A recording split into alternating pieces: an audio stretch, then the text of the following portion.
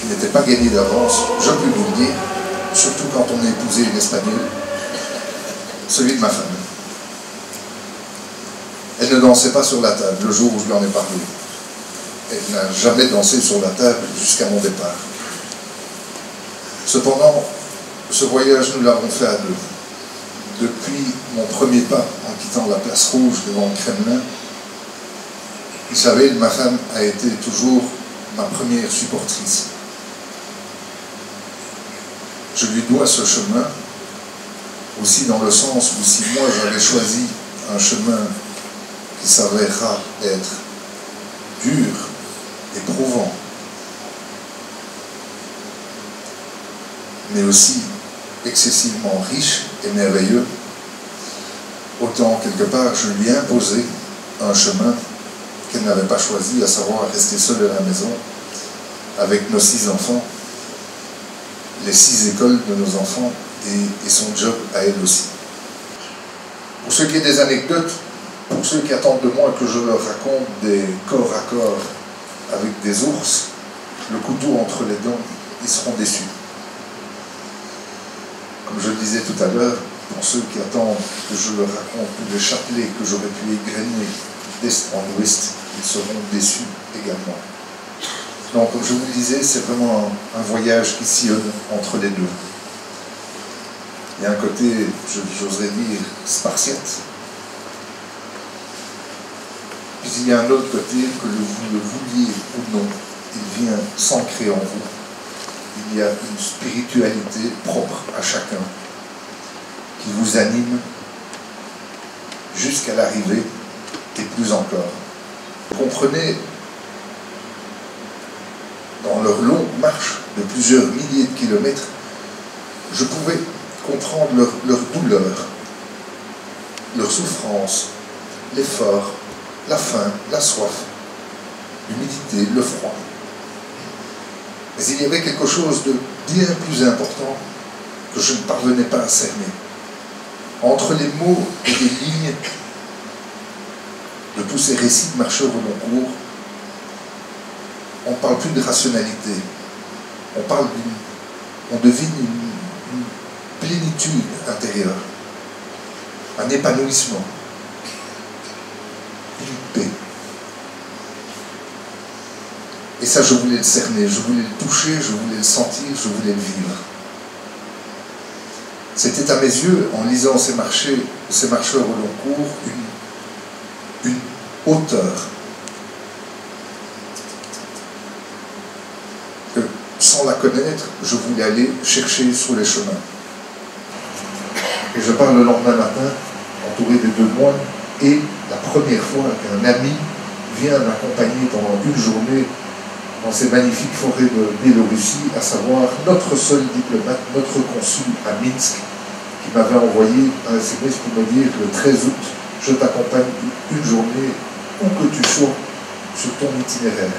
En 2 mots, je devais prendre un itinéraire qui était en équerre, à 90 degrés, et j'avais deviné sur ma carte le début d'un petit chemin qui pouvait me faire profiter d'une transversale et donc m'économiser 6-7 heures de marche, à savoir une vingtaine de kilomètres en forêt.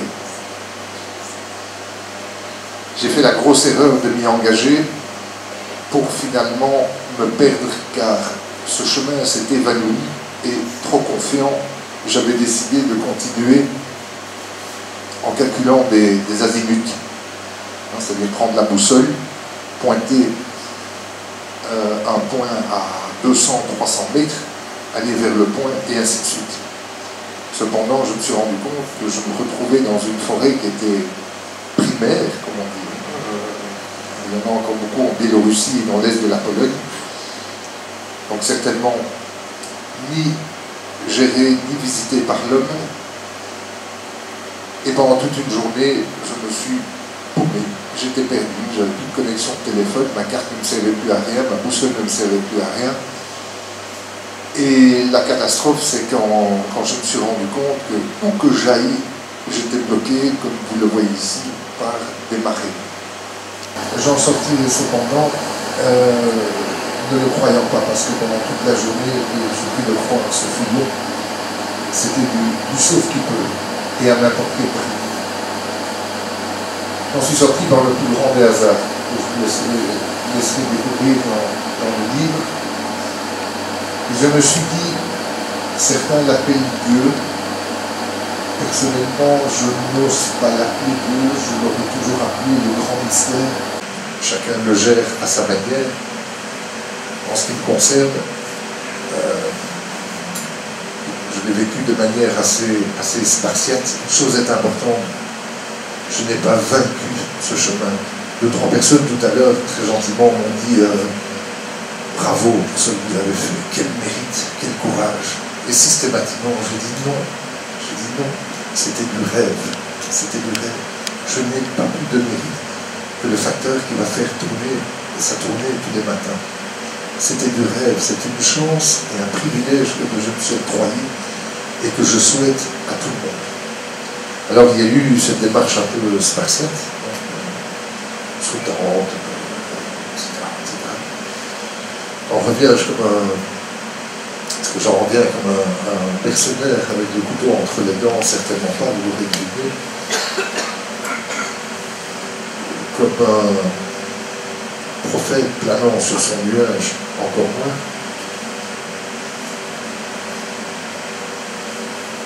Avec plus de sagesse, peut-être, je crois.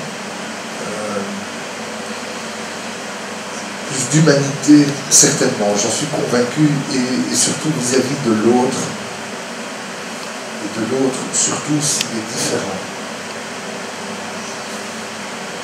On revient à un peu tolérant, oui, je crois, mais surtout plus intolérant vis-à-vis de l'intolérance.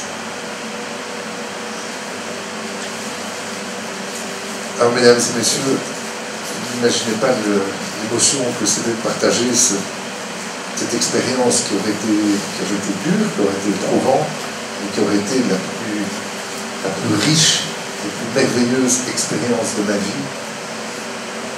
Une fois de plus, je vous souhaite à tous de vivre un jour, peut-être pas depuis Moscou jusqu'à l'ouest de l'Europe, peut-être pas 5 mois, peut-être pas 4500 km, mais de se dire qu'il est bon et qu'il est sain dans notre vie éphémère de prendre un peu de recul et surtout proche de nos racines, en laissant son confort derrière soi. On n'en meurt pas, je vous le promets. Merci 1000 fois à tous et de tout cœur pour votre attention et pour le plaisir que vous m'avez donné de repartager à nouveau cette expérience avec vous. Merci beaucoup.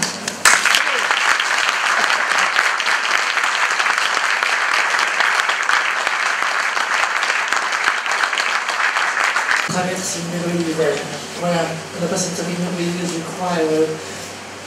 C'est pas dire qu'on n'entendait pas une bouche jumelée, il faisait un peu froid quand même. Et à côté de ce que tu as, non exactement. Alors j'aurais dû penser à te mettre de l'eau, puis je me suis dit, il a vécu quand même tout ce temps-là, sans boire, sans manger, donc il passera encore d'une petite soirée comme ça. On aurait dû penser à te mettre une bouteille d'eau, voilà. Bon, place à vos questions et à l'échange aussi. On va ouvrir un petit verre et place au médical.